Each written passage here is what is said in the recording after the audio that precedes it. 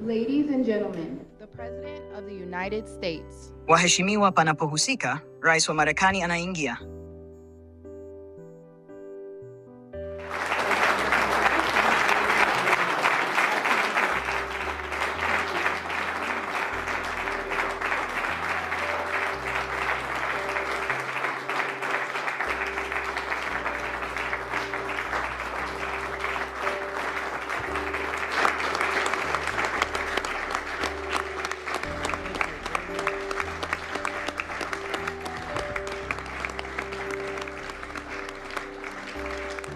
Well, thank you very much. Asanteni sana.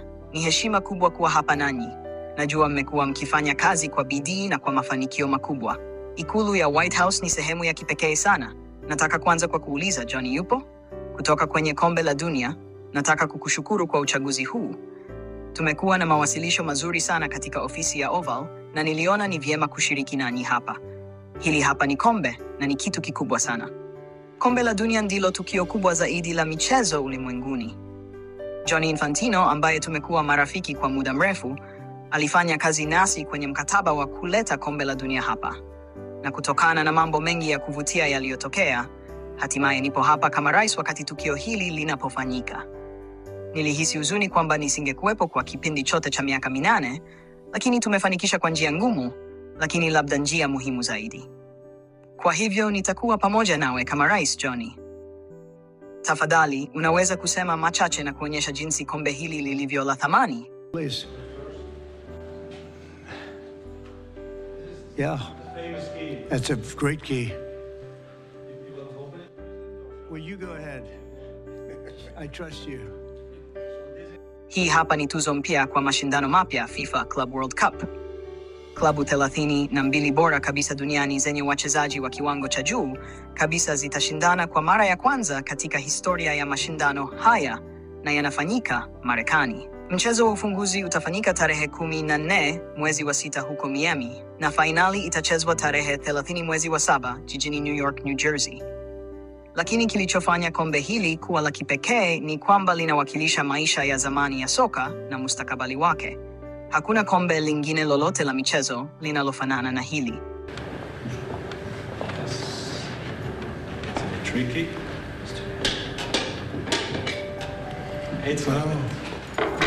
Linaonyesha historia ya mchezo wa soka, majina ya timu zinazoshiriki katika toleo la kwanza, na majina ya viwanja 11 vya Marekani ambapo mashindano haya yatafanyika. Kwa hivyo huu ni mchanganyiko wa zamani, sasa na siku zijazo. Mheshimiwa Rais, napenda kukupongeza wewe na serikali yako kwa juhudi hizi. Si tu kwa kombe la dunia, bali pia kwa mashindano haya ya FIFA Club World Cup na kazi kubwa mlioifanya. Lakini pia, napenda kugusia jambo lingine muhimu. Ingawa mimi si mtaalamu wa sekta hii, najua kwamba FIFA ni chapa kubwa sana duniani. Uchumi wa soka duniani unafikia dola bilioni 270 kwa mwaka, huku asilimia 70 ya fedha hizo zikiwa Ulaya. Fikiria tu fursa kubwa iliyopo duniani katika soka ikiwa itaendelezwa ipasavyo. Kwa hiyo FIFA chini ya uongozi wangu inataka kuendeleza sarafu ya kidijitali ya FIFA, na tunataka kufanya hili hapa Marekani. Tunataka kufanikisha hili na kuwafikia mashabiki bilioni 5 wa soka duniani. Ikiwa kuna yeyote hapa anayetaka kushirikiana nasi, basi tuingie pamoja na Marekani na tushinde ulimwengu wa soka kupitia FIFA Coin. Asante sana, Johnny. Hiyo sarafu inaweza kuwa na thamani kubwa sana, huenda ikawa na thamani kubwa zaidi hata kuliko FIFA yenyewe. Hii inaweza kuwa sarafu yenye nguvu sana, lakini nataka kuwashukuru nyote kwa kufika hapa leo. Niliona ni muhimu sana kuwaleta hapa kuonyesha kombe hili, kwa sababu hili ndilo tukio kubwa zaidi la michezo duniani, na sasa tunalo hapa Marekani. Tunashukuru kwa heshima hii na kuchaguliwa kuwa mwenyeji. Nataka pia kuwakaribisha rasmi kwenye mkutano wa kwanza wa White House kuhusu mali za kidijitali. Najua wengi wenu mmekuwa mkipigania hili kwa miaka mingi na ni heshima kubwa kuwa hapa nanyi. Napenda kuwashukuru baadhi ya viongozi walio hapa leo, akiwemo David Sachs, ambaye ni msimamizi wa AI na crypto katika White House. Pia tunaye waziri wa fedha, Scott Bessent. Anafanya kazi nzuri sana. Waziri wa biashara Howard Lutnick, ambapo popote alipo, asante sana kwa kazi yako kubwa. Msimamizi wa SBA Kelly Loeffler pamoja na mkurugenzi wa SEC Hester Pierce, asante sana kwa juhudi zenu kubwa. Pia tunaye kaimu mwenyekiti wa CFTC Caroline. Hii ni siku muhimu sana kwa mustakabali wa mali za kidijitali nchini Marekani na duniani. Asanteni sana kwa kuhudhuria. Ningependa kuwashukuru wageni wetu mashuhuri waliopo hapa leo. Tunao wengi wao na baadhi yao watatoa maneno machache. Ningependa kumshukuru pia Marco Rubio ambaye yuko pale, na tunao watu wenye nia kubwa katika mada hii. Mwaka uliopita niliahidi kuifanya Marekani kuwa nguvu kubwa ya Bitcoin duniani na mji mkuu wa crypto duniani, na tunachukua hatua za kihistoria kutimiza ahadi hiyo. Jana nilitia saini agizo la kiutendaji rasmi kuunda hifadhi yetu ya kimkakati ya Bitcoin, ambayo itakuwa kama Fort Knox ya kidijitali kwa dhahabu ya kidijitali itakayohifadhiwa ndani ya hazina ya Marekani. Hii ni hatua kubwa. Serikali ya shirikisho tayari ni miongoni mwa wamiliki wakubwa wa Bitcoin duniani, ikiwa na hadi Bitcoin 200,000 zilizopatikana kupitia sheria za kiraia na njia nyingine za kisheria, ikiwa ni pamoja na hatua za utekelezaji. Hizi mali zilizopo zitaunda msingi wa hifadhi mpya. Kwa bahati mbaya, katika miaka ya hivi karibuni, serikali ya Marekani imeuza kwa upumbavu makumi ya maelfu ya Bitcoin za ziada ambazo zingekuwa na thamani ya mabilioni ya dola kama zisingeuzwa. Lakini waliuza hasa wakati wa utawala wa Biden. Sio jambo zuri kufanya. Kuanzia leo, Marekani itafuata kanuni ambayo kila mpenzi wa Bitcoin anaijua vizuri: usiuze Bitcoin yako. Hiyo ni kauli ndogo walionayo. Sijui kama ni sahihi au la. Nani anajua, lakini hadi sasa imekuwa sahihi na tutaendelea hivyo. Idara ya hazina na biashara pia zitachunguza njia mpya za kukusanya Bitcoin za ziada kwa hifadhi hiyo, mradi tu ifanyike bila gharama kwa walipa kodi. Hatutaki gharama yoyote kwa walipa kodi. Zaidi ya hayo, agizo langu linaelekeza mashirika ya shirikisho kufanya orodha ya mali zote za crypto zinazoshikiliwa na serikali ya Marekani na kuamua jinsi zinavyoweza kuhamishiwa kwa urahisi kwenye hazina. Mali za kidijitali zisizo za Bitcoin zitahifadhiwa katika hifadhi mpya ya mali za kidijitali ya Marekani, ambapo zitasimamiwa ipasavyo. Utawala wangu pia unafanya kazi kumaliza vita vya urasimu wa shirikisho dhidi ya crypto, ambavyo vilikuwa vikiendelea kwa kasi wakati wa Biden hadi uchaguzi ulipokaribia, miezi 5 kabla ya uchaguzi, alipoanza kuwa shabiki mkubwa kwa sababu alisikia ni watu wangapi walikuwa wakiunga mkono na kuipenda. Lakini nadhani haikufanya kazi vizuri kwake. Watu walielewa kinachoendelea. Tunamaliza operesheni Choke Point 2.0. Watu wengine waliteseka sana. Kilichokuwa kikiendelea kilikuwa cha kipuzi. Lakini mwishowe walibadilika. Lakini walibadilika kwa sababu zisizo sahihi. Walibadilika tu kwa sababu walitaka kura na waliona kuwa mamilioni ya watu walikuwa dhidi yao kwa sababu ya kile walichokuwa wakifanya. Ningependa pia kueleza msaada wangu mkubwa kwa juhudi za watunga sheria katika Congress wanapofanya kazi kwenye miswada ya kutoa uhakika wa kisheria kwa stablecoins zinazoungwa mkono na dola na soko la mali za kidijitali. Wanajitahidi sana katika hilo. Hii ni fursa kubwa kwa ukuaji wa kiuchumi na uvumbuzi katika sekta yetu ya kifedha, na itakwenda mbali sana. Nadhani kutakuwa na njia ya ajabu ya ukuaji na tunataka kuiweka hivyo. Dola ya Marekani itaendelea kuwa imara kwa muda mrefu ujao, na tunataka kuiweka hivyo. Natumaini watunga sheria watanitumia sheria hiyo kabla ya mapumziko ya mwezi wa 8, ikiwa wanaweza, na wanashirikiana sana nanyi, na mnawajua wengi wao, na wengi wao walikuwa wamejitolea tangu mwanzo kabisa. Ningependa kuwapongeza nyote kwa kuwa katika ikulu ya White House leo, na mtu anayejua zaidi kuhusu Bitcoin na akili bandia, na karibu kila kitu kingine kuliko mtu yeyote, David Sachs. Ningependa uzungumze maneno machache, David. Asante Mheshimiwa Rais. Sote tuko hapa leo kwa sababu ya uongozi wako, maono yako na ukarimu wako. Ninataka kukushukuru sana kwa hilo. Tuko hapa pia kwa sababu ya hamu yako ya kuifanya Amerika kuwa kubwa na kuanzisha enzi ya dhahabu nchini Amerika, ikiwa ni pamoja na mali za kidijitali. Tuko hapa kwa sababu ya upendo wako kwa wavumbuzi, au kama unavyoweza kusema, watu wenye akili kubwa.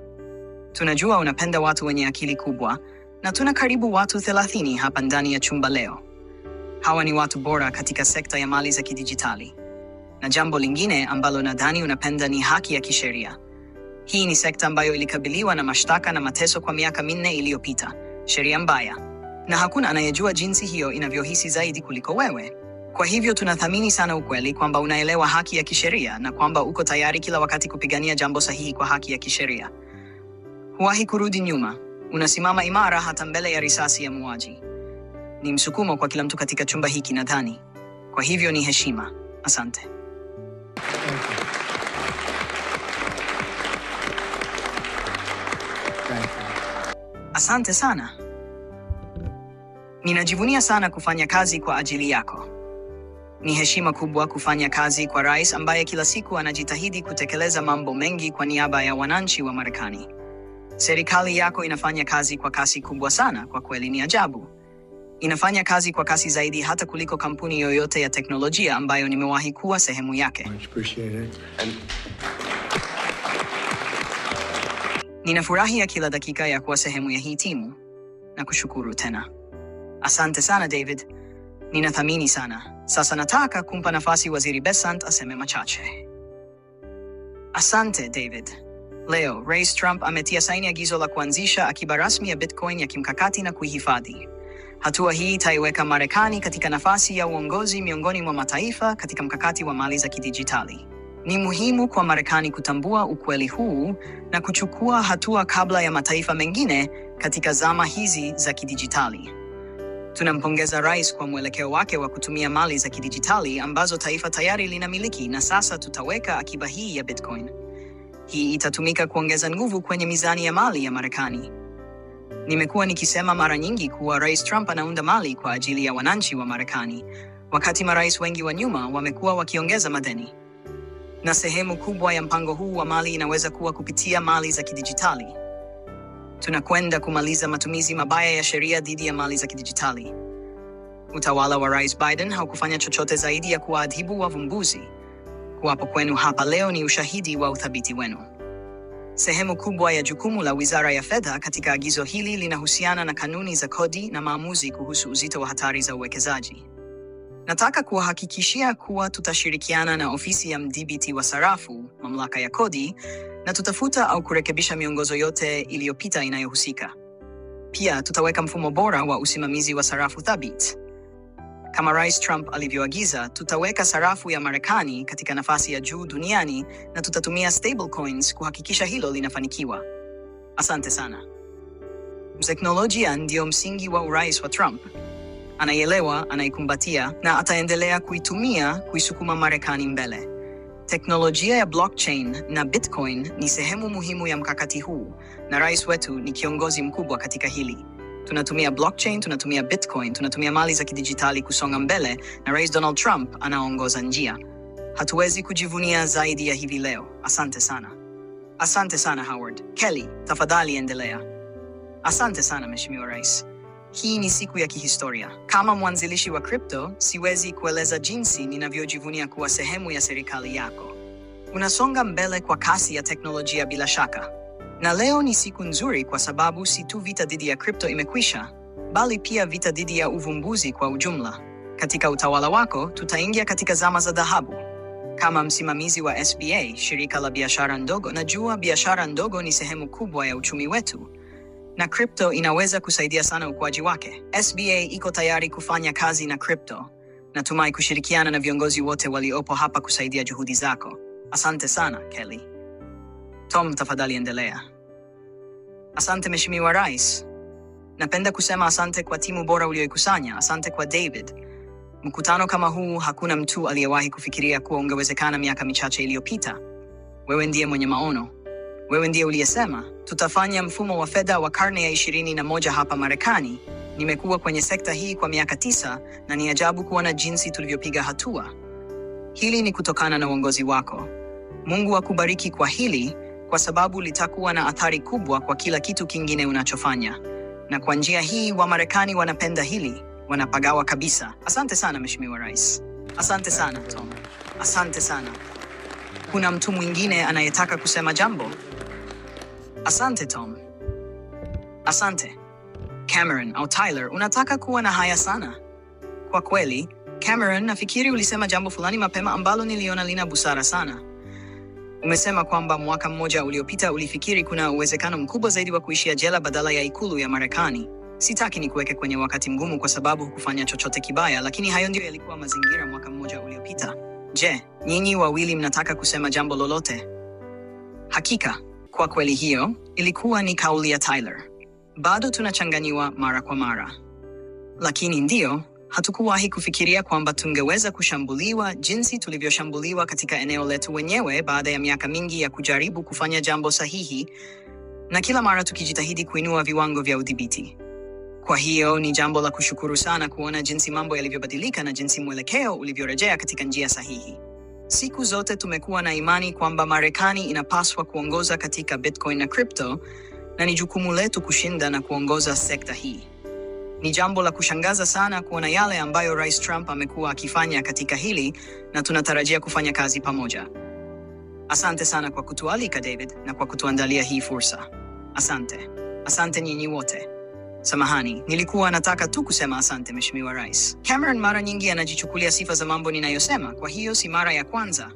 Lakini ukweli ni kwamba Marekani ilishinda mtandao wa interneti na sasa inapaswa kushinda crypto. Kwa hiyo, asante kwa uongozi wako kwenye hili. Asante nyinyi wawili sana.